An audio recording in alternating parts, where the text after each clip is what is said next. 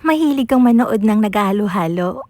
Hindi halo-halong yung malamig ha, yung halo-halong timpla-timpla gano'n. Puwes panoorin mo 'tong bakery vlog na 'to, oo. Kasi puro halo lang talaga siya.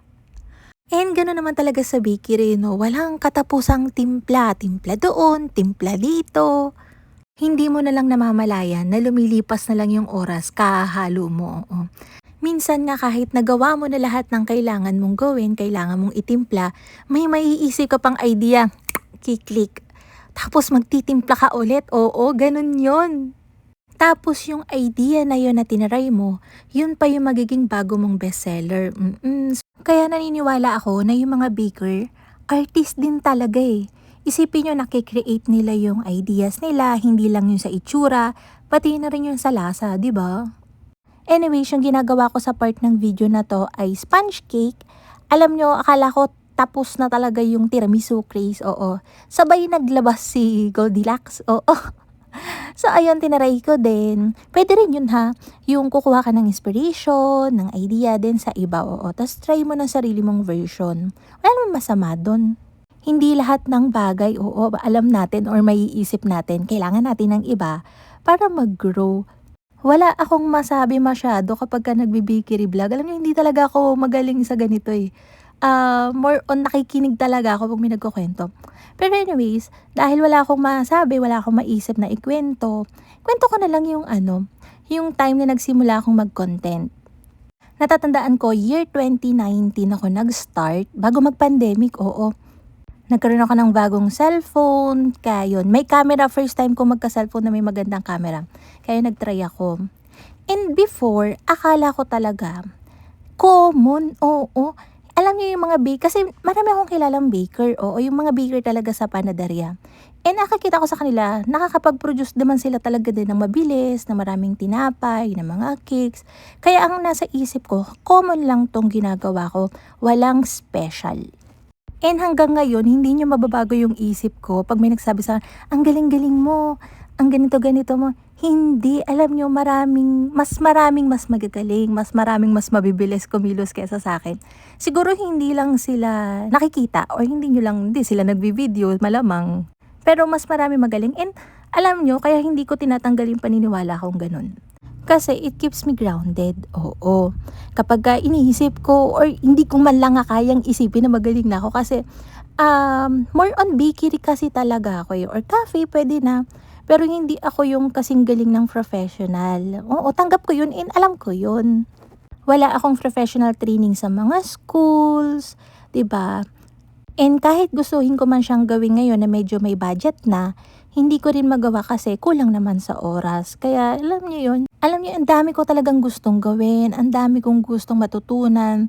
Pero ano eh, hindi ko alam kung saan siya pagkakasyahin sa time na may business ako, nanay ako, nagko-content ako, ang daming responsibilities bago ko mauna. Kaya ang ginagawa ko na lang, ayun, basa-basa, nood-nood, tapos walang katapusang subok ng subok, oo.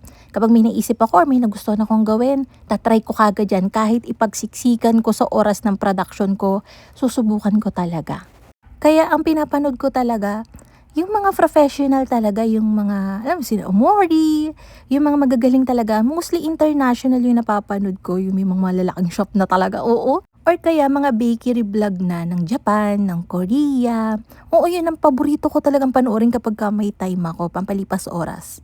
Ikaw ba, kapag nakikita mo bang may mga taong ganun kagaling, iisipin mo ba na yung skills mo ay sapat na? Di ba hindi?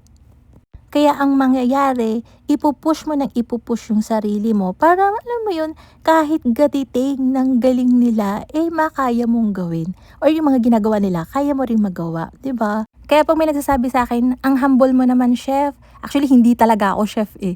Baker ako, oo. Pero hindi ako chef. Nagkasanayan na lang talaga mahirap nang i-correct. Pero alam niyo yun, hindi ako humble, oo. Gising ako sa realidad. And marami akong kilala na magagaling talaga, na matatagal na talaga sa industries na gano'n din yung perspective nila. Meron ding hindi, pero hindi ito para do'n. Pero alam niyo, nagti-training pa sila, pumapasok sila ng pumapasok ng workshop, sasabihin nila libangan. Pero curiosity talaga yung nagtutulak sa kanila para gawin yun, oo. Mag-train ng mag-train, matuto ng matuto hanggang walang katapusan, oo. Kasi hindi mo talaga pwedeng malaman yung lahat, oo. Sabi ko nga, may kanya-kanyang specialization yan.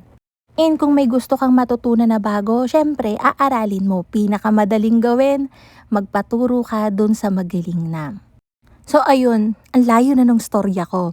Nung nag-start akong mag-vlog, nakakaipon na, sa YouTube lang ako before. Nung nag-start ako mag-vlog, nakakaipon na ako ng following, ang dami-daming nagko-comment na, ganito, ganyan, ang galing-galing mo. Nagugulat ako, oo, na-overwhelm ako ng bongga, first time.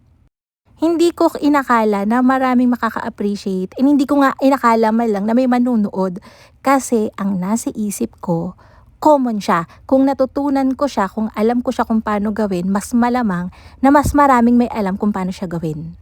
Nagigets nyo? Ganon talaga yung nasa isip ko before. Kaya sabi ko, ay, maraming nakaka-appreciate. Oo, maraming natutuwa, maraming nagtatry ng recipes. Kaya yun, tinuloy-tuloy ko siya. Hanggang nag-ilang taon na, umabot na ako dito sa Facebook. Madalas may magme-message niyan sa page na ganito, ganyan, hirap sila sa buhay. Ngayon, okay na, nakakaraos na, lalo na nung pandemic. Mga ganitong panahon, common yun sa page. Nakakatuwa na alam niyo yun, na parang, hala, bakit ganun? Parang hindi ko naman to pinag-isipan, hindi ko inakala magkakaganito. Pero nandito na nga tayo, so tuloy-tuloy na lang natin hangga't kaya. Minsan kasi naiisip ko na rin mag-stop or tumigil muna, mag-pause. Kasi nakaka-pressure din siya ha. Minsan hindi ako nakakapag-upload ng 5 days, 6 days. Nakaka-pressure siya kasi nakikita mo talaga, pressure ka talaga ni Facebook na ang baba na ng engagement mo. Kaya iniisip ko lang, hindi ko na lang tinitignan. And then sinasabi ko lang sa sarili ko, hindi na ito yung habol natin eh. Hindi na lang ito kung bakit ka nag-i-stay. Kumita na nga ako before nang hindi ko ine-expect eh. Tapos ang dami pang nangyari. So ito parang, alam niyo yun,